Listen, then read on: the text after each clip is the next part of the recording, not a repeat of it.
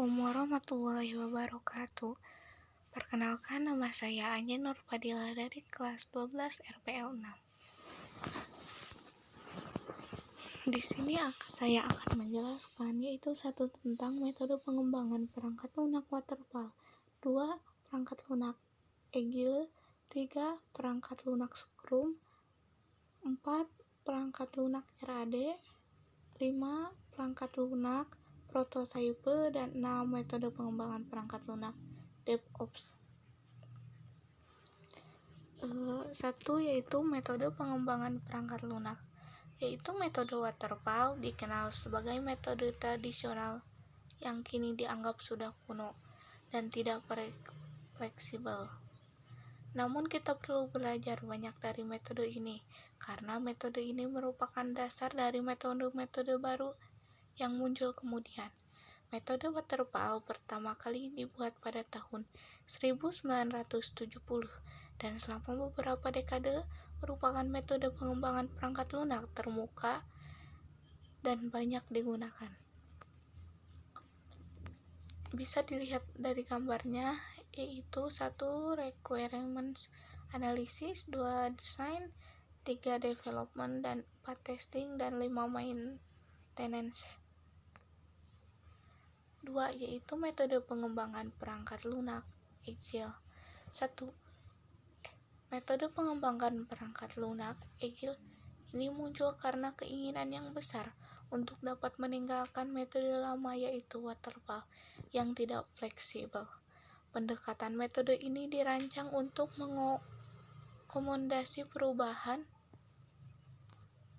serta menghasilkan perangkat lunak secara lebih cepat. Berikut gambaran mengenai metode Agile. 1. Lebih menghargai hubungan dan interaksi antar pribadi, tidak hanya memperdulikan sarana atau tools. 2. Menampilkan kerjasama dengan pengguna selama proses pengembang berlangsung. 3. Memberi tanggapan terhadap munculnya perubahan, tidak hanya melulu mengikuti rencana yang sudah ditetapkan. 4. Fokus untuk menampilkan perangkat lunak yang benar-benar berfungsi, bukan hanya sekedar mementingkan dokumentasi. Bisa dilihat gambarnya.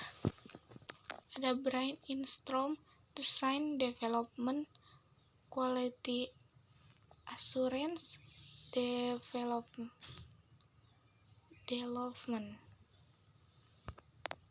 3. Yaitu metode pengembang perangkat lunak Scrum. Metode Scrum pada dasarnya meminjam filosofi metode Agile dalam hal pengembangan, dan pengguna harus saling bekerja sama serta terus-menerus setiap hari. Cara kerjanya adalah dengan memecah tujuan akhir menjadi beberapa tujuan kecil pada awal proyek dan mengerjakan terlebih dahulu tujuan-tujuan kecil tersebut. Cara yang digunakan untuk mengerjakan tujuan kecil adalah dengan melakukan pengulangan kerja secara berkala dan membuat software. Bisa dilihat Scrum proses seperti ini ya, seperti yang ada di gambar. Dan 4, yaitu metode pengembangan perangkat lunak RAD. Metode RAD, yaitu Rapid Application Development, merupakan proses pengembang yang ringkas untuk menghasilkan sistem dengan kualitas tinggi dengan biaya investasi rendah. Biaya pada metode ini dapat ditekan karena memiliki kemampuan untuk menyesuaikan diri dengan cepat. Ada 4 tahapan dalam metode RAD, yaitu perencanaan kebutuhan, desain dari pengguna, pembangunan atau konstruksi, serta peralihan dari sistem lama ke sistem baru. Ini proses Rapid Application Development atau RAD. Bisa dilihat ya. 5.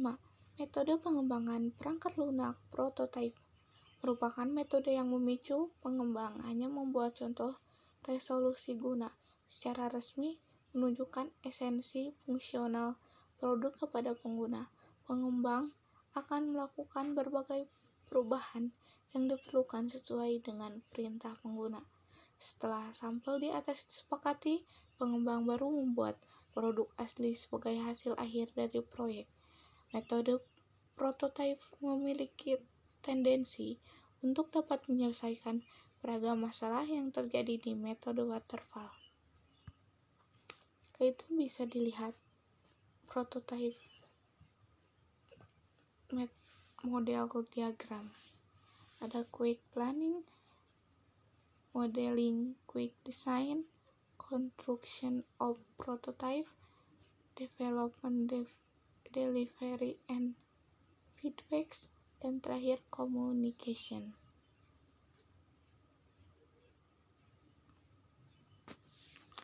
6.